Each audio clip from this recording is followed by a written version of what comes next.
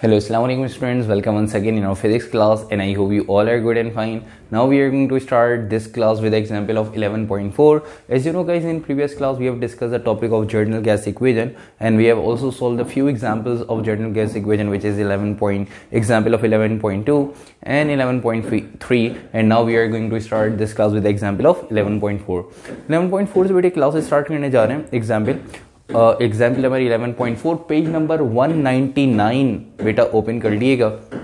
और page number 199 में आप देख सकते हैं एग्जाम्पल 11.4 है जनरल गैस इक्वेशन से रिलेटेड। तो आज की क्लास में हम ये एग्जाम्पल 11.4 डिस्कस करेंगे और उसके साथ ही हम कुछ और न्यूमेरिकल भी जो है कुछ और प्रॉब्लम्स भी डिस्कस करेंगे जनरल गैस इक्वेशन और बॉयज लॉ और चार्ल्स लॉ से रिलेटेड। ठीक है बेटे, तो एग्जाम्पल 11.4 जो है वो हम स्टार्ट करेंगे। पेज नंबर 199 ओपन कर लिएगा। ठीक है, तो एग्जाम्पल 11.4 देखिएगा क्या कह रहा है। कह रहा है कि if a 4 mole of a gas exert a pressure of 9 exponent 4 Newton per meter square when confined in a tank of 40 meter cube capacity at 127 degree centigrade। ठीक है, कह रहा है कि 4 मोल ऑफ अ गैस पे 9 एक्सपोनेंट 4 न्यूटन पर metre square का pressure अगर हम अप्लाई करें और वॉल्यूम अगर 40 मीटर क्यूब हो, ठीक है, और टेम्परेचर कितना है बेटा इस स्टेट पे 127 डिग्री सेंटीग्रेड।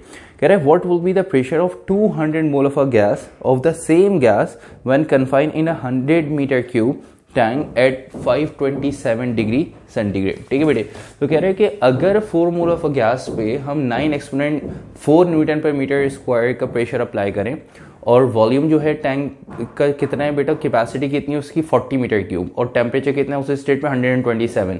तो अब ये बताएं उसी सेम गैस पे अगर 100 मोल ऑफ अ गैस पे हम कितना प्रेशर अप्लाई करें कि वॉल्यूम जो है 40 मीटर क्यूब से बढ़ के क्या हो जाए बेटा 100 मीटर क्यूब और जो है टेम्परेचर जो है 127 से बढ़ के कितना हो जाए बेटा 527 डिग्री सेंटीग्रेड। ठीक है बेटे, तो कितना प्रेशर फाइंड करना है, तो इसका मतलब आपने फाइनल स्टेट का प्रेशर फाइंड करना है। इट मींस दैट आपने P2 यहाँ पे जो है वो फाइंड करना है। ठीक है, तो चलते हैं इसके सॉल्यूशन की तरफ और फिर हम देखते हैं कि कितना प्रेशर हमें अप्लाई करना होगा जिससे 200 मोल ऑफ गैस पे, ठीक है, जिससे जो है वो वॉल्यूम 40 से बढ़ के क्या हो जाए बेटा 100 और टेम्परेचर 127 से बढ़ के 527 डिग्री सेंटीग्रेड हो जाए। तो कितना प्रेशर अप्लाई करेंगे वो प्रेशर चलते हैं फाइंड करने। ठीक है बेटे, तो सबसे पहले हम बनाएंगे इसका डाटा।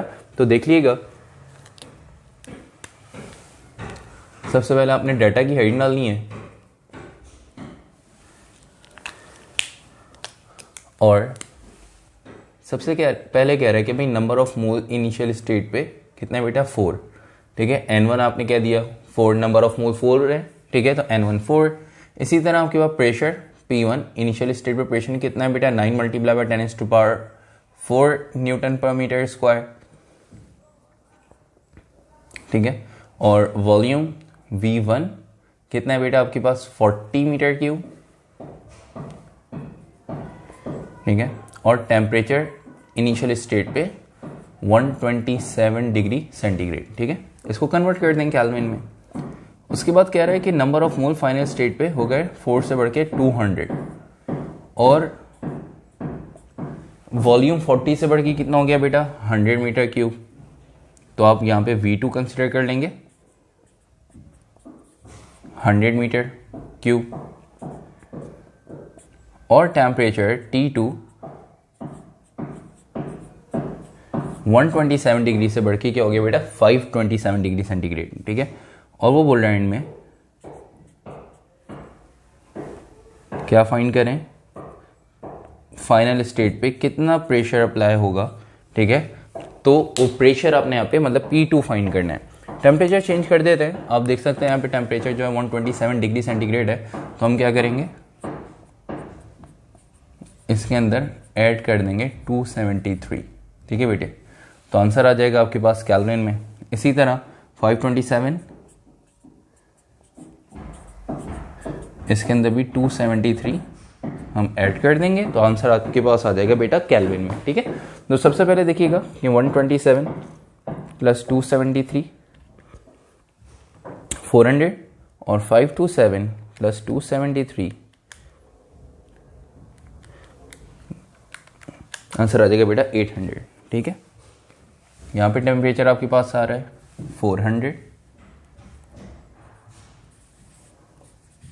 और यहाँ पे टेम्परेचर आपके पास आ रहा है बेटा 800 केल्विन। ठीक है, तो डाटा हमने यहाँ पे बना लिया एग्जाम्पल का, एग्जाम्पल 11.4 का। अब इसका सॉल्यूशन बेटा हम जो है वो स्टार्ट करते हैं। और सॉल्यूशन में बेटा हम फार्मूला कौन सा यूज़ करेंगे, उसके लिए मैंने जो लास्ट क्लास में कुछ फार्मूलाज ड्राइव करवाए थे वो आपको यहाँ पे सामने लिखे हुए नजर आ रहे होंगे। इसमें से आप देख के बता सकते हैं कि हम यहाँ पे कौन सा फार्मूला जो है वो यूज़ करेंगे। ठीक है, तो सबसे पहले हम यहाँ पे हाइन डालेंगे सॉल्यूशन की, और सॉल्यूशन की बेटा हाइन डालने के बाद जो फाइंड करना है लिख देंगे। क्या फाइंड करना है भाई, हमने P2 फाइंड करना है। तो P2 के लिए आप देख सकते हैं हमारे पास डाटा में गिवन क्या क्या है कि भाई N1 P1 V1 T1, ठीक है, इसी तरह N2 T2 V2। तो उसके लिए आप देख सकते हैं इन फॉर्मूलाज में से कौन सा फॉर्मूला यूज करेंगे। सबसे पहला वाला जो फॉर्मूला है हमारे पास कि P1 V1 upon N1 T1 बराबर है P2 V2 upon N2 T2। इससे हम यहाँ पे फाइंड कर लेंगे बेटा P2। सही है, तो फॉर्मूला हम जो यहाँ पे यूज करेंगे वो लिख देंगे कि भाई P1 V1 upon N1 into T1 बराबर बेटा P2 V2 upon N2 into T2। इससे आपको P2 फाइंड करना है। जब P2 फाइंड करना है तो आप देख सकते हैं कि भाई N2 इंटू T2 ये दोनों वैल्यू नीचे डिवाइड हो रही हैं, ऊपर आके क्या हो जाएंगी मल्टीप्लाई। सही है, देखिएगा नेक्स्ट स्टेप में कि भाई P1 V1 ये पहले से वैल्यूज, N2 T2 दोनों वैल्यू नीचे डिवाइड हो रही हैं, दूसरी तरफ जाके मल्टीप्लाई हो जाएंगी। तो P1 V1 N2 T2। ठीक है, N2 T2 नीचे डिवाइड हो रही थी, ऊपर आके इससे क्या हो गई P1 V1 से मल्टीप्लाई, और नीचे आपके पास N1 इंटू T1 पहले से है। ठीक है, तो नीचे आपके पास डिनोमिनेटर में N1 T1 पहले से है, और राइट साइड पे आपके पास क्या है बेटा P2 इंटू V2। इसको एज इट इज रहने दें। ठीक है, और इस स्टेप में आप देखें कि भाई V2 मल्टीप्लाई हो रहा है तो इसको नीचे ले आके डिवाइड कर दें। ठीक है, तो जब V2 नीचे ले आके डिवाइड करेंगे N1 और T1 के साथ, तो फॉर्मूले में अरेंज करके लिख रहा हूं। राइट साइड पे रह जाएगा P2, तो P2 को हम पहले लिख लेते हैं P1 V1 N1 N2 T2। Denominator में आपके पास क्या है N1 T1, और ये V2 नीचे आके डिवाइड हो जाएगा तो नीचे आ जाएगा V2। ठीक है बेटा, तो हमने P2 के लिए फॉर्मूला बना लिया। अब क्या करना है, डाटा से देख के वैल्यूज पुट करनी है, सिंपल सॉल्व करना है, आंसर आ जाएगा आपके पास। ठीक है, P2 फाइंड करने जा रहे हैं बेटा, तो P1 की जगह P1 की वैल्यू आ जाएगी 9 मल्टीप्लाई बाय 10⁴। ठीक है, इसी तरह V1 की जगह 40। सही, फिर N2 की जगह आपके पास क्या आ जाएगा बेटा, N2 200, N2 की जगह आपके पास आ जाएगा 200। ठीक है, फिर T2 की जगह आप देख सकते हैं T2 क्या आ जाएगा हमारे पास 800। ठीक है, अच्छा, डिनोमिनेटर में आपके पास क्या है बेटा N1 T1 और V2। N1 आपके पास है बेटा 4, T1 आपके पास क्या है बेटा देख सकते हैं 400, और V2 हमारे पास क्या है, V2 हमारे पास 100। ठीक है बेटा, तो आपने देखा कि आपने न्यूमरेटर और डिनोमिनेटर में वैल्यूज पुट कर दी। ठीक है, तो P1 की जगह P1 की वैल्यू, इसी तरह V1 की जगह V1 की वैल्यू, इसी तरह आपके पास जो है वो N2 की जगह N2 की वैल्यू, और T2 की जगह T2 की वैल्यू। ठीक है, N1 की जगह N1, T1 की जगह T1, और V2 की जगह V2 की वैल्यू। ठीक है बेटे, जैसी वैल्यूज पुट की, अब हम क्या चलते हैं इसके सॉल्यूशन की तरफ। न्यूमरेटर वाली वैल्यूज को करेंगे मल्टीप्लाई। यहाँ पे आप देख सकते हैं 9 मल्टीप्लाई बाय 10⁴ एक्सपोनेंट आ रहा है, तो इसको छोड़ दें। सिर्फ 9 को 40 से जो आंसर आएगा उसको 200 से, और जो आंसर आएगा उसको 800 से मल्टीप्लाई करके लिख देंगे। तो देखते हैं नेक्स्ट स्टेप में न्यूमरेटर वाली वैल्यूज को करते हैं मल्टीप्लाई। तो आपके पास क्या है बेटा, सबसे पहले 9 multiply by 40 multiply by 200 multiply by 800। ठीक है बेटा, तो आंसर आ जाएगा 5760000 एक्सपोनेंट 4। ठीक है बेटा, तो हमने क्या करा, 9 को पहले 40 से मल्टीप्लाई किया। ठीक है, जो आंसर आया उसको 200 से मल्टीप्लाई किया और जो आंसर आया उसको 800 से मल्टीप्लाई करके लिख दिया और multiply by 10⁻⁴ as it is. अब नीचे 4 को 400 से मल्टीप्लाई करेंगे, जो आंसर आएगा उसको 100 से मल्टीप्लाई कर देंगे। अगर हम 4 को 400 से मल्टीप्लाई करें तो आंसर आ जाएगा आपके पास 1600 मल्टीप्लाई बाय 100, तो आंसर आ जाएगा बेटा 160,000। ठीक है, तो हमने क्या करा, डिनोमिनेटर वाली वैल्यूज को मल्टीप्लाई करके लिख दिया। अब न्यूमरेटर वाली वैल्यू को डिनोमिनेटर वाली वैल्यू से क्या करना है बेटा, डिवाइड करना है। इन दोनों को डिवाइड करेंगे, जो आंसर आएगा ठीक है उसको 10⁻⁴ से मल्टीप्लाई कर देंगे। तो 5760000 डिवाइडेड बाय 1600000, तो आंसर आ जाएगा बेटा आपके पास 360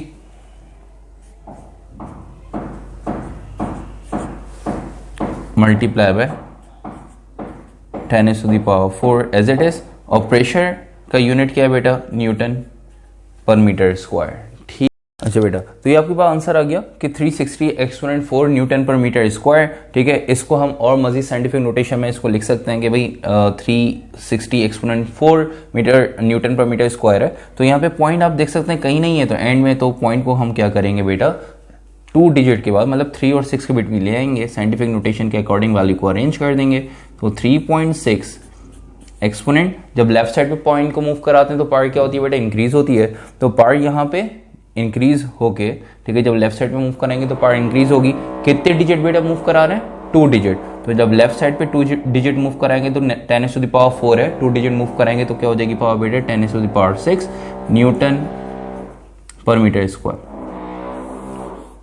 तो ये आपने प्रेशर फाइंड कर लिया। फाइनल स्टेट पे हम कितना प्रेशर, इतना प्रेशर अगर हम अप्लाई करें तो इतना प्रेशर अप्लाई करने से, ठीक है, वॉल्यूम जो है वो 100 मीटर क्यूब और टेम्परेचर 127 से बढ़ के जो है 527 डिग्री सेंटीग्रेड हो जाएगा, 527 डिग्री सेंटीग्रेड। ठीक है बेटे, तो यहां तक आगे आपने देखा कि एग्जाम्पल 11.4 हमने कर लिया सॉल्व। चलते हैं बेटा नेक्स्ट न्यूमेरिकल की तरफ। यहां तक अगर कोई भी कंफ्यूजन है तो बेटा पूछ सकते हैं आप लोग। तो अब उसके बाद जल्दी से न्यूमेरिकल्स की तरफ चलते हैं। प्रॉब्लम्स के लिए पेज नंबर 228 बेटा ओपन कर लें जी बेटा। तो पेज नंबर 223 पेज बेटा ओपन कर लीजिएगा, पेज नंबर 223। तो इसमें आप देख सकते हैं कि इस टॉपिक से related general gas equation, boys law, Charles law से रिलेटेड आपके पास 2 न्यूमेरिकल्स हैं, 11.3 11.4। 11.3 बेटे हम स्टार्ट करते हैं। 11.3 में क्या कह रहे हैं कि WA gas of a given mass at a pressure of 50 centimetre of Hg, ठीक है, 50 सेंटीमीटर ऑफ मर्करी आप कह सकते हैं, ठीक है, is heated from 27 degree centigrade to 97 degree centigrade. कह रहे if the volume is maintain constant calculate the pressure exit by the gas. कह रहे कि अगर वॉल्यूम कांस्टेंट हो तो प्रेशर कितना एक्सर्ट हो रहा है, प्रेशर यहां पे आपने फाइंड करके बताना है, ठीक है। तो वॉल्यूम इज मेंटेन कांस्टेंट, ठीक है, अगर वॉल्यूम कांस्टेंट रहे तो प्रेशर क्या होगा, प्रेशर फाइंड करके बताना है। तो WA गैस जो है उसका प्रेशर उस पे जो है वो कितना अप्लाई हो रहा है, प्रेशर अप्लाई हो रहा है बेटा 50 centimetre of Hg, 50 centimetre of mercury is heated from 27 और उसको हीट सप्लाई की 27 डिग्री सेंटीग्रेड से उसका टेम्परेचर बढ़ के 97 डिग्री सेंटीग्रेड हो गया। तो बोल रहा है कि अगर वॉल्यूम मेंटेन रहे, वॉल्यूम कांस्टेंट रहे तो प्रेशर जो है वो calculate the pressure exert bye the gas. अगर वॉल्यूम उसका कांस्टेंट रहे, वॉल्यूम मेंटेन रहे तो इंटरनल प्रेशर कितना एक्सर्ट होगा, इंटरनल प्रेशर कितना इंक्रीज होगा, क्योंकि 27 डिग्री सेंटीग्रेड से टेम्परेचर बढ़ के हो गया 97, ठीक है। तो हीट सप्लाई की इंटरनल प्रेशर बढ़ेगा, इंटरनल प्रेशर बढ़ेगा तो वॉल्यूम यहाँ पे इंक्रीज होना चाहिए, लेकिन वॉल्यूम अगर इंक्रीज नहीं होगा तो इंटरनल प्रेशर ज्यादा बढ़ेगा। तो कितना इंटरनल प्रेशर बढ़ेगा, वो इंटरनल प्रेशर यहाँ पे आपने फाइंड करके बताना है, ठीक है। तो इनिशियल स्टेट पे प्रेशर आपके पास 50 centimetre of Hg, 50 centimetre of mercury यहाँ पे जो है वो गिवन है प्रेशर, ठीक है, और टेम्परेचर 27 से इंक्रीज होकर 97 हो रहा है। तो अब हमने फाइंड करके बताना है कि फाइनल स्टेट पे जब टेम्परेचर 27 से बढ़ के 97 हो गया, अब प्रेशर कितना एक्सर्ट करी होगी गैस पे, कितना प्रेशर जो है वो एक्सर्ट कर रहा होगा, वो प्रेशर आपने यहाँ पे फाइंड करके बताना है, ठीक है। तो चलते हैं बेटा न्यूमेरिकल के पहले डाटा की तरफ। डाटा पहले हम बनाएंगे और उसके बाद फिर हम जो है वो इसका सॉल्यूशन जो है वो देखते हैं, ठीक है। तो हम यहाँ पे बात कर रहे हैं प्रॉब्लम नंबर 11.3, ठीक है बेटा, और पेज नंबर है आपके पास 228। 223, ठीक है, पेज नंबर 223। तो सबसे पहले हम बनाएंगे इसका डाटा।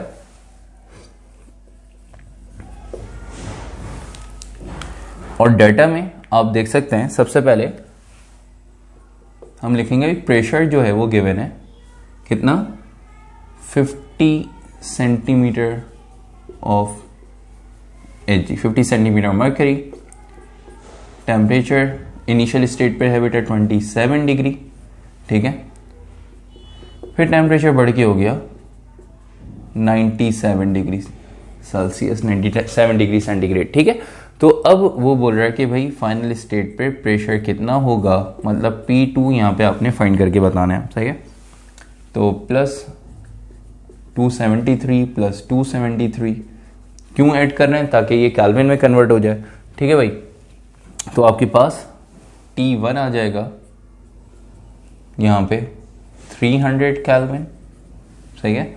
और 97 प्लस 273 यहाँ पे आपके पास T2 आ जाएगा, और T2 आएगा आपके पास 360 केल्विन, ठीक है। तो आपने क्या करा, 273 में 27 को ऐड किया, इसी तरह 273 में 97 को ऐड किया, तो आपके पास जो है वो यहाँ पे 360 केल्विन टेम्परेचर आ गया। इसको क्रॉस चेक कर लेते हैं, ठीक है बेटा। तो 273 प्लस 97 आंसर 370, सॉरी, ठीक है। तो टेम्परेचर आपके पास, ठीक है, T2 आपके पास आ गया 370 केल्विन। तो अब आपने P2 फाइंड करना है, तो बेटा इसका सॉल्यूशन देखिएगा, और इसके सॉल्यूशन में हमने जो फाइंड करना है वो लिख देंगे। सबसे पहले क्या फाइंड करना है बेटा, P2। अब उसके लिए फॉर्मूला कौन सा यूज करें, तो फॉर्मूला जो है वो आप देख सकते हैं, आपके पास फॉर्मूला आपके पास क्या है कि कुछ मैंने यहाँ पे फॉर्मूला लिखे हुए हैं, P1 V1 upon T1, P2 V2 upon T2, ठीक है। अगर हम ये फॉर्मूला लें और वॉल्यूम कांस्टेंट रख दें, ठीक है, तो फॉर्मूला एक्चुअली क्या है, P1 V1 upon T1 P2 V2, ठीक है, अपॉन T2। तो इसमें अगर आपके पास वॉल्यूम कांस्टेंट हो जाए, ठीक है, तो मतलब वॉल्यूम से volume cancel, P1 upon T1 बराबर है P2 अपॉन T2। ये फॉर्मूला भी मैंने आपको लिखवाया होगा कि P1 अपॉन T1 बराबर है बेटा P2 अपॉन T2। अगर नहीं लिखवाया तो ये आप लोग लिख लीजिएगा। तो लास्ट क्लास में मैं कुछ फॉर्मूलाज आप लोगों को लिखवाए थे, ठीक है। तो ये फॉर्मूला कैसे ड्राइव होगा कि अगर वॉल्यूम V1 और V2 दोनों हो जाएं कांस्टेंट, ठीक है, तो दोनों की जगह क्या आ जाएगा, V से V कैंसिल, तो P1 अपॉन T1 बराबर है P2 अपॉन T2। ये फॉर्मूला हम यहाँ पे करेंगे यूज। तो P1 अपॉन T1 बराबर है बेटा P2 अपॉन T2। आपने P2 फाइंड करना है, तो T2 नीचे डिवाइड हो रहा है, ऊपर आके मल्टीप्लाई। फॉर्मूला क्या बन जाएगा बेटा, P2 equals to P1 T2, T2 ऊपर आके मल्टीप्लाई हो गया P1 से, P1 upon P1 T2 upon T1। Values put कर देते हैं बेटा। P1 आपके पास कितना है 50, T2 कितना है आपके पास 370, और T1 आपके पास कितना है बेटा 300। सही है, सॉल्व करते हैं, जो आंसर आएगा वो हम यहाँ पे आंसर लिख लेते हैं। तो सबसे पहले अगर हम देखें तो 50 मल्टीप्लाई बाय 370, ठीक है, 18,500 डिवाइड बाय 300, तो आंसर आ गया आपके पास 61.66। तो डायरेक्ट हम यहाँ पे आंसर लिखेंगे 61.6666, राउंड ऑफ करके हमने लिख लिया 61.67, और यूनिट क्या है बेटा, सेंटीमीटर ऑफ मर्करी, ठीक है, तो सेंटीमीटर ऑफ Hg। तो यहां तक आके आपने ये देखें फाइनल स्टेट का प्रेशर फाइंड कर लिया। कितना है बेटा, P2 आपने फाइंड कर लिया 61.67। मेरे पास नीचे जगह नहीं थी, आप लोग नीचे लिख सकते हैं, ठीक है, अलग से स्टेप में 61.67 सेंटीमीटर ऑफ Hg। ये आपने जो है वो क्या करा, फाइनल स्टेट का प्रेशर फाइंड कर लिया, ठीक है। चलते हैं बेटा नेक्स्ट न्यूमेरिकल की तरफ, और नेक्स्ट न्यूमेरिकल हमारे पास है 11.4, ठीक है। तो पेज नंबर 223 11.4 न्यूमेरिकल की तरफ जा रहे हैं। तो ये प्रॉब्लम जो हमने 11.3 सॉल्व किया, इसमें अगर बेटे कोई कंफ्यूजन हो तो पूछ लिएगा। चलते हैं 11.4 की तरफ। 11.4 में कह रहे हैं कि if a given mass of a gas has a volume of 4.5 exponent minus 5 metre cube at a pressure of 30 kilo pascal, ठीक है। KPA जो लिखा हुआ है बेसिकली बेटा किलो पास्कल है। पास्कल प्रेशर का एक यूनिट है, जिस तरह आपने एक यूनिट ये पढ़ा सेंटीमीटर ऑफ एचजी, इसी तरह एक यूनिट पास्कल भी है, एक यूनिट न्यूटन पर मीटर स्क्वायर भी है, जो कि आप लोग ने यहाँ पे पढ़ा। ठीक है, ये सारे क्या है, प्रेशर के यूनिट है। तो यहाँ पे किलो पास्कल है। ठीक है, तो 11.4 में फिर आगे देखें सेकंड लाइन में क्या कह रहा है कि what will be the volume of the gas if the pressure is increase to 50 kilo pascal while the temperature is kept constant. ठीक है बेटा, कह रहे कि गैस, कह रहे कि if a given mass of a gas has a volume, gas का वॉल्यूम बता दिया 4.5 एक्सपोनेंट -5 मीटर क्यूब। ठीक है, और प्रेशर कितना उस पर अप्लाई करें 30 किलो पास्कल। कह रहे what will be the volume, volume कितना होगा अगर प्रेशर जो है 30 किलो पास्कल से बढ़ा के कितना कर दें बेटा 50 किलो पास्कल, और टेम्परेचर अगर कांस्टेंट हो। ठीक है, तो अगर टेम्परेचर कांस्टेंट हो तब ये बताएं कि वॉल्यूम कितना होगा। ठीक है, वो वॉल्यूम आपने यहाँ पे फाइंड करके बताना है। ठीक है, तो चलते हैं, इसका पहले हम बनाएंगे डाटा, फिर इसका सॉल्यूशन की तरफ चलते हैं बेटा।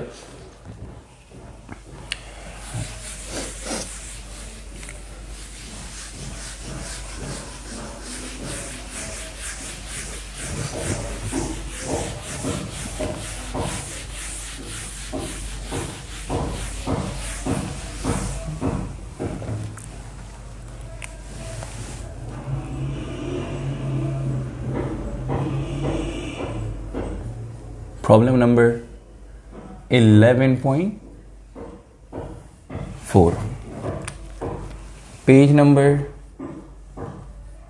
है आपके पास 223। ठीक है बेटा, पहले हम बनाएंगे इसका डाटा। डाटा में आपके पास क्या गिवन है बेटा, वॉल्यूम गिवन है। ठीक है, इनिशियल स्टेट पर वॉल्यूम है 4.5 10⁻⁻5 मीटर क्यूब, और प्रेशर जो है इनिशियल स्टेट पे वो कितना है बेटा 30 किलो पास्कल। सही है, अच्छा जी 30 किलो पास्कल, इसको हम क्या करेंगे, कन्वर्ट करेंगे। और अगर प्रेशर P1 30 से बढ़ा के 50 कर दें तो वॉल्यूम कितना होगा, ये वॉल्यूम यहाँ पे आपने V2 फाइंड करना है। तो कन्वर्ट पहले कर लेते हैं, प्रेशर जो आपके पास किलो पास्कल में किलो पास्कल है ना बेटा, तो क्या करेंगे 1000 से मल्टीप्लाई कर देंगे। ठीक है, तो ये इसको अगर हम 1000 से मल्टीप्लाई करें तो आंसर आ जाएगा 30 मल्टीप्लाई बाय 10⁻³ पास्कल। ठीक है, 1000 से मल्टीप्लाई करें या 10 के क्यूब से मल्टीप्लाई कर दें बेटा, बात एक ही है। इसी तरह P2 की बात करें तो इसको हम 50 को भी 10 के क्यूब से मल्टीप्लाई करेंगे। ठीक है, तो आपके पास P1 और P2 की कन्वर्टेड वैल्यूज आ गई। ठीक है बेटा, इसके बाद हम चलेंगे सॉल्यूशन की तरफ, और फॉर्मूला जो है यहाँ पे V2 फाइंड करना है तो लिख देंगे, और फॉर्मूला बताएं ज़रा जल्दी से कि V2 के लिए हम बेटा कौन सा फॉर्मूला यहाँ पे यूज़ करेंगे। फॉर्मूला सारे आपके पास लिखे हुए, तो बेटा यहाँ पे आपके पास क्या गिवन है डाटा में V1 P1 P2 V2, तो कौन सा फॉर्मूला यूज़ करेंगे बेटा, इसके लिए हम फॉर्मूला यूज़ करेंगे यहाँ पे P1 V1 बराबर है बेटा P2 V2 के। तो यहाँ पे हम फॉर्मूला यूज़ करेंगे P1 V1 बराबर है P2 V2 के। सही है, तो उसके लिए हमें क्या करना है ज़रा देखिएगा, V2 फाइंड करना है। तो P2 जो मल्टीप्लाई हो रहा है नीचे आके क्या हो जाएगा बेटा डिवाइड, तो V2 बराबर है P1 V1 अपॉन P2 के। तो V2 के लिए कैलकुलेशन बेटा ज़रा देखिएगा, P1 की जगह क्या आ जाएगा, P1 आपके पास 30 एक्सपोनेंट 3, V1 आपके पास 4.5 एक्सपोनेंट -5। ठीक है, और P2 आपके पास कितना है 50 एक्सपोनेंट 3। ठीक है, तो सबसे पहले आप देख सकते हैं 10 के क्यूब से 10 का क्यूब यहाँ पे क्या हो जाएगा बेटा, कैंसिल हो जाएगा। सही है, अच्छा जी, उसके बाद आपके पास 10⁻⁻5 एज इट इज रहने देंगे, 30 को मल्टीप्लाई कर देंगे 4.5 से। सही है, तो हम क्या कर रहे हैं बेटा 30 को मल्टीप्लाई करने जा रहे हैं 4.5 से, 30 मल्टीप्लाई बाय 4.5,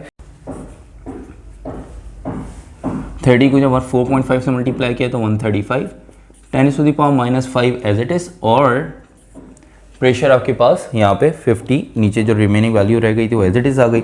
अब 135 को 50 से बेटा कर देंगे डिवाइड, तो आंसर आ जाएगा 2.7। ठीक है,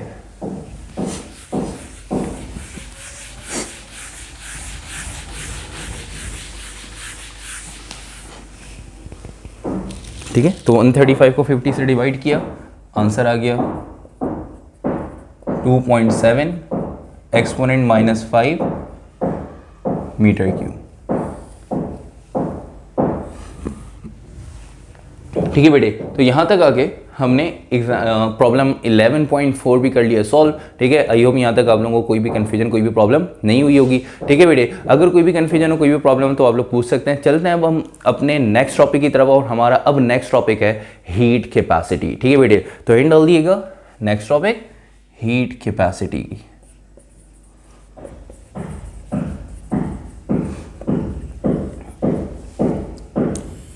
ठीक है, अच्छा बेटा, हीट कैपेसिटी की अगर हम बात करें तो हीट कैपेसिटी क्या है? हीट कैपेसिटी आप देख सकते हैं कि वो अमाउंट ऑफ हीट जो किसी भी सब्सटेंस के टेम्परेचर को 1 डिग्री सेंटीग्रेड या 1 केल्विन तक इंक्रीज कर दे, उस अमाउंट ऑफ हीट को हम बेसिकली हीट कैपेसिटी का नाम देते हैं। ठीक है बेटा, मैं दोबारा रिपीट कर रहा हूँ, हीट कैपेसिटी क्या है कि वो अमाउंट ऑफ हीट जो किसी भी सब्सटेंस के टेम्परेचर के अंदर 1 डिग्री सेंटीग्रेड या 1 केल्विन का चेंज ले आए, सिर्फ उस अमाउंट ऑफ हीट को हम यहाँ पे हीट कैपेसिटी का नाम देते हैं। सही है, तो हीट कैपेसिटी मतलब जैसे देखिएगा कि फॉर एग्जाम्पल एक बॉडी है आपके पास,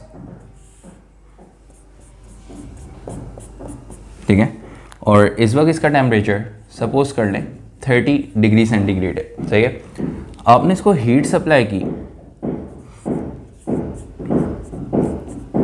हीट सप्लाई करने से इसका टेम्परेचर 30 डिग्री सेंटीग्रेड से बढ़ के 31 डिग्री सेंटीग्रेड हो गया। तो चेंज कितना आया? 1 डिग्री सेंटीग्रेड का।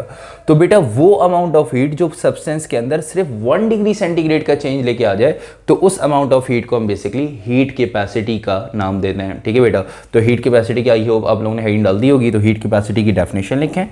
ठीक है, और उसके बाद फिर हम इसका सिंबल, फार्मूला, ये सारी चीज़ें डिस्कस करते हैं। ठीक है, तो हीट कैपेसिटी की डेफिनेशन लिखना स्टार्ट करें। The amount of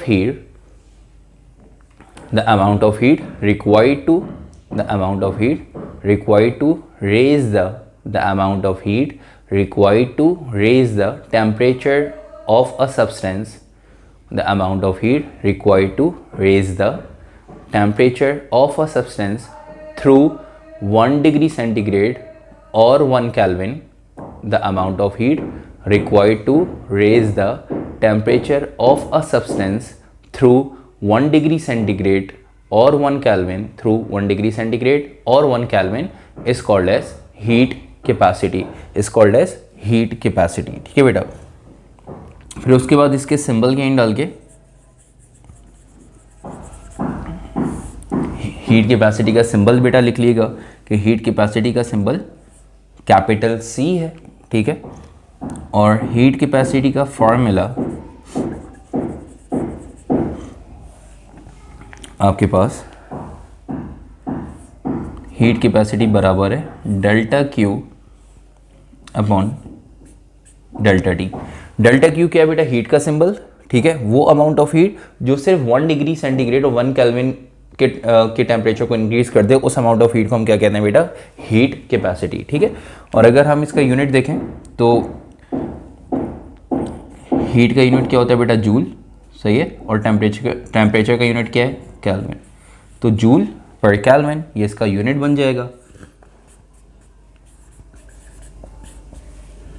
तो हीट कैपेसिटी की बेटा अगर यूनिट की बात करें तो हीट कैपेसिटी का यूनिट जूल पर केल्विन, या joule into kelvin inverse, kelvin को ऊपर ले जाएं तो जूल इंटू केल्विन इनवर्स और करके लिख सकते हैं।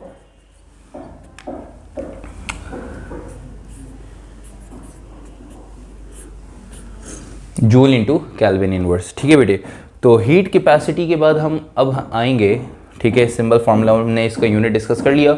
नेक्स्ट टॉपिक स्पेसिफिक हीट की तरफ कि भाई हीट कैपेसिटी और स्पेसिफिक हीट में क्या डिफरेंस है। लेकिन आगे बढ़ने से पहले हीट कैपेसिटी की एक छोटी सी एग्जांपल सॉल्व करते हैं, फिर चलते हैं हम अपने नेक्स्ट टॉपिक स्पेसिफिक हीट की तरफ। ठीक है बेटा, तो उसके लिए आप लोग बुक्स ओपन कर लें, पेज नंबर हीट कैपेसिटी से रिलेटेड छोटी सी एग्जांपल वो सॉल्व करेंगे, फिर हम आएंगे अपने नेक्स्ट टॉपिक स्पेसिफिक हीट की तरफ बेटा, ठीक है।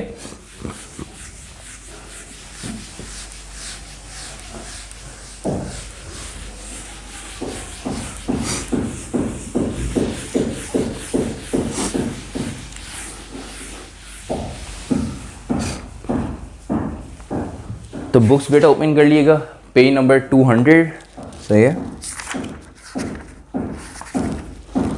एग्जाम्पल नंबर 11.5 देखें बेटा क्या कह रहा है कि 0.5 kg of copper needs 1950 joule of heat to raise its temperature through 10 degree centigrade, calculate the heat capacity of the sample, ठीक है।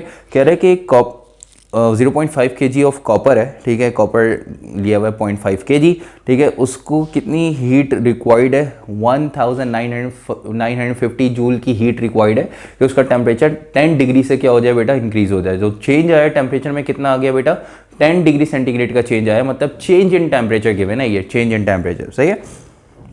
Calculate the heat capacity of the sample, तो इसकी आपने हीट कैपेसिटी फाइंड करके बतानी है, सही है। तो चलते हैं इसके डाटा की तरफ, पहले हम डाटा बनाते हैं, फिर इसका जो है वो हीट कैपेसिटी सॉल्यूशन की तरफ चलते हैं और हीट कैपेसिटी जो यहाँ पे फाइंड करनी है, हीट कैपेसिटी फाइंड करते हैं, ठीक है। तो यहाँ पे हम बात कर रहे हैं एग्जाम्पल नंबर 11.5, पेज नंबर 200, ठीक है बेटा। तो उसके लिए सबसे पहले हम बनाएंगे यहाँ पे डाटा में आपके पास हीट गिवन है डेल्टा क्यू 1950 जूल और टेम्परेचर में जो चेंज आया है वो कितना आया इस हीट की वजह से, 10 डिग्री सेंटीग्रेड, ठीक है। और फाइंड क्या करना है बेटा, फाइंड हमने करना है हीट कैपेसिटी, सही है।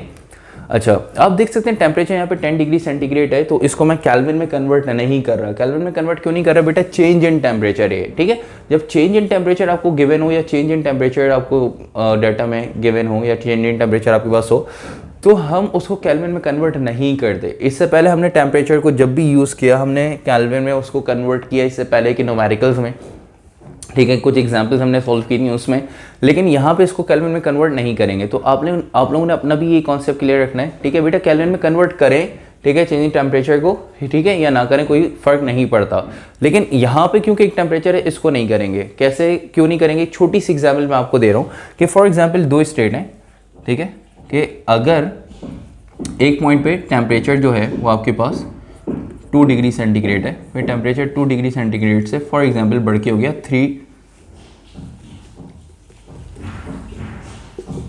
5 डिग्री सेंटीग्रेड, ठीक है। तो ये मैं आपको एक एग्जांपल आपको बता रहा हूँ चेंज इन टेम्परेचर को क्यों कन्वर्ट नहीं करते केल्विन में, सही है। अच्छा जी, अब आपसे बोला जा रहा है कि भाई T1 आपके पास 2 डिग्री सेंटीग्रेड है, T2 आपके पास 5 डिग्री सेंटीग्रेड है, चेंज इन टेम्परेचर फाइंड करें। तो चेंज इन टेम्परेचर के लिए आपने बोला ठीक है T2 माइनस T1 कर देते हैं। तो T2 माइनस T1 से आपके पास चेंज इन टेम्परेचर आ जाएगा। T2 आपके पास कितना है बेटा 5 और T1 आपके पास 2, तो चेंज इन टेम्परेचर आपके पास आ गया 3 डिग्री सेंटीग्रेड।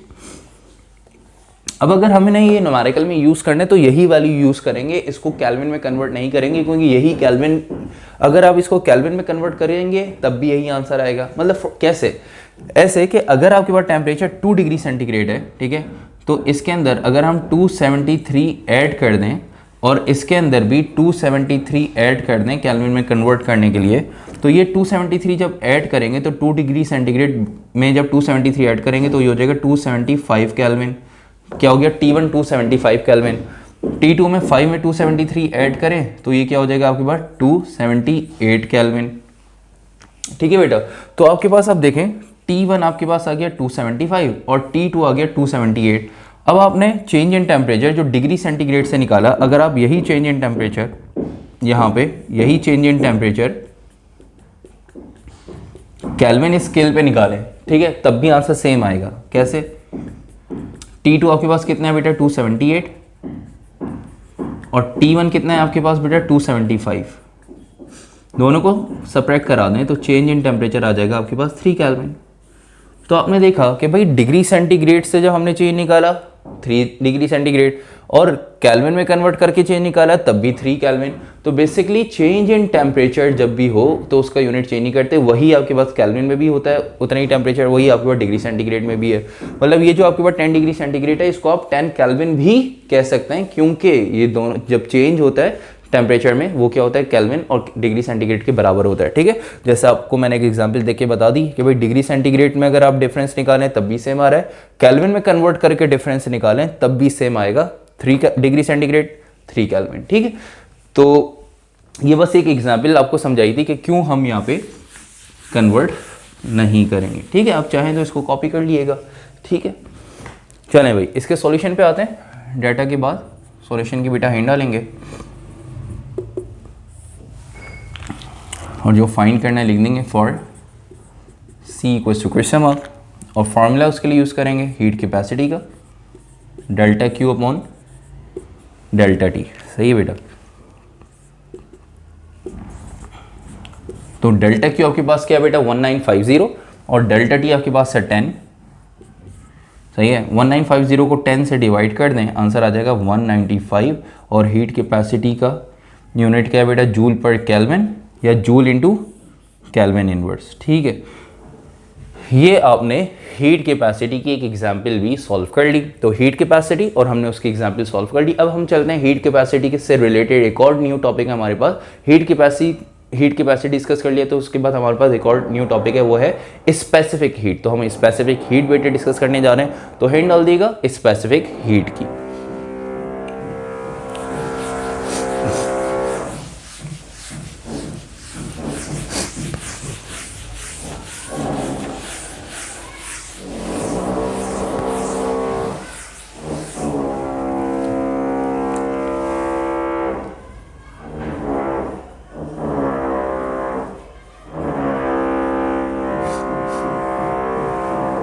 अच्छा बेटा देंगे, हीट कैपेसिटी और स्पेसिफिक हीट में बहुत छोटा सा डिफरेंस है। ठीक है, वो डिफरेंस क्या है, हीट कैपेसिटी पहले हम डिस्कस करते हैं कि हीट कैपेसिटी में क्या पढ़ा। हीट कैपेसिटी में हमने पढ़ा कि वो अमाउंट ऑफ हीट जो किसी भी सब्सटेंस के टेम्परेचर को 1 डिग्री सेंटीग्रेड या 1 केल्विन तक इंक्रीज कर दे। ठीक है, किसी भी सब्सटेंस के टेम्परेचर के अंदर 1 डिग्री सेंटीग्रेड या 1 केल्विन का चेंज ले आए, तो उस अमाउंट ऑफ हीट को हम क्या कहते हैं, हीट कैपेसिटी।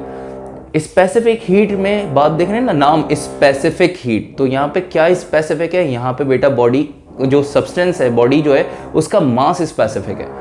यहाँ पे तो किसी भी सब्सटेंस की बात हो रही थी, कितना भी मास हो। ठीक है, लेकिन स्पेसिफिक हीट की जब बात करते हैं तो बेटा एक कांस्टेंट है स्पेसिफिक हीट के अंदर, मास कांस्टेंट है। कितना बेटा, unit mass of a substance, मतलब 1 kg सब्सटेंस। तो किसी भी 1 kg सब्सटेंस के टेम्परेचर के अंदर अगर 1 डिग्री सेंटीग्रेड या 1 केल्विन का चेंज आ जाए, 1 केल्विन या 1 डिग्री सेंटीग्रेड का इंक्रीज कर दें, ठीक है, वो अमाउंट ऑफ हीट जो 1 डिग्री सेंटीग्रेड या 1 केल्विन का चेंज ले आए, 1 केल्विन या 1 डिग्री सेंटीग्रेड से टेम्परेचर को इंक्रीज कर दे, वो अमाउंट ऑफ हीट क्या कहलाती है बेटा, स्पेसिफिक हीट। तो स्पेसिफिक हीट की किसी भी सब्सटेंस को नहीं, यहाँ पे तो किसी भी सब्सटेंस के टेम्परेचर को 1 डिग्री सेंटीग्रेड या 1 केल्विन तक बढ़ा दें। यहाँ पे क्या है स्पेसिफिक हीट में, स्पेसिफिक क्या है बेटा, सपोज करें कि आपके पास बॉडी है,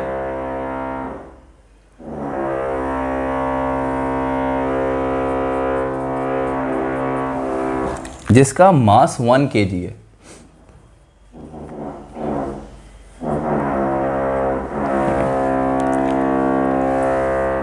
इसको आपने हीट सप्लाई की, तो हीट सप्लाई करने से 1 kg सब्सटेंस के टेम्परेचर में अगर फॉर एग्जांपल इसका टेम्परेचर 25 है, बढ़ के क्या हो जाता है 26, तो आपने देखा कितना चेंज आया 1 डिग्री सेंटीग्रेड का। ठीक है, केल्विन में भी आप कह सकते हैं कि अगर 1 केल्विन का चेंज आ जाए, ठीक है, तो चेंज में आपको पता है कि वैल्यू सेम होती है, मैंने अभी आपको बता दिया। तो अगर आप किसी भी 1 kg सब्सटेंस को हीट सप्लाई करें और हीट सप्लाई करने से 1 डिग्री सेंटीग्रेड या 1 केल्विन का चेंज आ जाए, ठीक है, तो उस अमाउंट ऑफ हीट को हम यहाँ पे स्पेसिफिक हीट का नाम देते हैं। तो हीट कैपेसिटी और स्पेसिफिक हीट में सिर्फ मास का डिफरेंस है। यहाँ पे किसी भी सब्सटेंस, किसी भी बॉडी को आप हीट सप्लाई करें और टेम्परेचर अगर 1 डिग्री सेंटीग्रेड या 1 केल्विन से बढ़ जाए तो उसको कहते हैं हीट कैपेसिटी। और अगर किसी भी 1 kg सब्सटेंस के टेम्परेचर को 1 डिग्री सेंटीग्रेड या 1 केल्विन से जो अमाउंट ऑफ हीट इंक्रीज कर रही है, ठीक है, उस अमाउंट ऑफ हीट को हम बेसिकली क्या कहते हैं, स्पेसिफिक हीट। तो स्पेसिफिक क्या हुआ बेटा यहाँ पे, मास, सही है। तो यूनिट मास मतलब 1 kg। तो स्पेसिफिक हीट की बेटे डेफिनेशन लिखिएगा, डेफिनेशन लिखना स्टार्ट करें स्पेसिफिक हीट की। The amount of heat required to raise the amount of heat required to raise the temperature of 1 kg substance, the amount of heat required to raise the temperature of 1 kg substance through 1 degree centigrade or 1 Kelvin, the amount of heat required to raise the temperature of 1 kg substance through 1 degree centigrade or 1 Kelvin is called as specific heat, is called as specific heat, is called as specific heat। ठीक है बेटा, definition के बाद अब हम यहाँ पे heading डालेंगे सिंबल की, और सिंबल क्या है यहाँ पे, स्पेसिफिक हीट का सिंबल है यहाँ पे, स्पेसिफिक हीट का बेटा स्मॉल सी, ठीक है। स्पेसिफिक हीट का सिंबल है स्मॉल सी, और इसका जो फॉर्मूला है वो हम बेसिकली करेंगे ड्राइव। कैसे ड्राइव करेंगे, उसके लिए बताते हैं कि दो रिलेशन बताते हैं कि भाई जो अमाउंट ऑफ हीट है डायरेक्टली प्रोपोर्शनल है टेम्परेचर से, चेंज इन टेम्परेचर से, और amount of heat directly proportional है मास से। ठीक है बेटा, ये दो रिलेशन है, रिलेशन 1 और रिलेशन 2। ठीक है, ये दोनों रिलेशन में आपने देखा कि amount of heat direct motion change in temperature से, मतलब टेम्परेचर में जितना ज़्यादा अगर आपको चेंज लाना है तो आपको हीट उतनी ज़्यादा प्रोवाइड करनी पड़ेगी। तो जितनी ज़्यादा हीट सप्लाई करेंगे टेम्परेचर में चेंज भी उतना ज़्यादा आएगा। तो amount of heat directly proportional है चेंज इन टेम्परेचर से, और amount of heat direct proportional है मास से। तो मास जितना ज़्यादा होगा तो हीट भी उतनी आपको ज़्यादा सप्लाई करनी पड़ेगी टेम्परेचर में चेंज लाने के लिए। अगर 2 kg की बॉडी है तो हीट सप्लाई करेंगे अगर 500 जूल की, और टेम्परेचर उसका 25 से बढ़ के 26 हो रहा है, और अगर उसका मतलब वही 2 kg की बॉडी की जगह अगर हम 5 kg की बॉडी रख दें तो आपको अब टेम्परेचर 25 से या 26 से 27 1 डिग्री सेंटीग्रेड या 1 केल्विन का जो चेंज लाना है टेम्परेचर के अंदर, ठीक है, तो उसके लिए आपको 500 जूल नहीं, आपको ज़्यादा 15 या 2000 जूल की हीट प्रोवाइड करनी पड़ेगी। तो कहने का मतलब है कि जितना ज़्यादा मास होगा हीट भी उतनी ज़्यादा आपको प्रोवाइड करनी पड़ेगी। इन दोनों रिलेशन को कंबाइन अगर हम करें तो रिलेशन क्या बन जाएगा आपके पास, ये जो आपके पास दोनों रिलेशन है इनको कंबाइन करें तो कंबाइन करके रिलेशन आ जाएगा आपके पास delta Q directly proportional to M delta T. फिर आपको पता है प्रोपोर्शनैलिटी का साइन हटाते हैं तो इक्वल्स टू कांस्टेंट लगाते हैं, और कांस्टेंट यहाँ पे है बेटा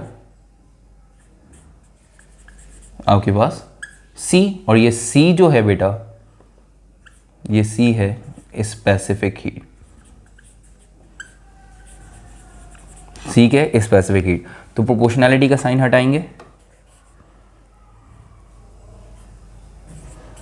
इक्वल्स टू कांस्टेंट, ठीक है, M delta T as it is, constant की जगह आ जाएगा आपके पास, कांस्टेंट की जगह आ जाएगा C, और ये एम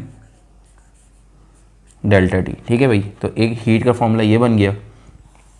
इसी से स्पेसिफिक हीट का फॉर्मूला बना लेंगे कि एम डेल्टा टी मल्टीप्लाई और नीचे आके डिवाइड हो जाएगा। तो एम डेल्टा टी किससे डिवाइड होगा बेटा, डेल्टा क्यू से। तो फॉर्मूला क्या बन जाएगा, C equals to delta Q upon M delta T. ठीक है बेटे, तो यहाँ तक आके आपने देखा, आपने स्पेसिफिक हीट का जो है वो फॉर्मूला बना लिया। तो यहाँ तक आके आपके स्पेसिफिक हीट का टॉपिक हो गया बेटा कंप्लीट। ठीक है, तो आज की क्लास में हमने जो है वो जर्नल गैस इक्वेशन से रिलेटेड कुछ एग्जाम्पल, कुछ हमने प्रॉब्लम्स न्यूमेरिकल डिस्कस किए।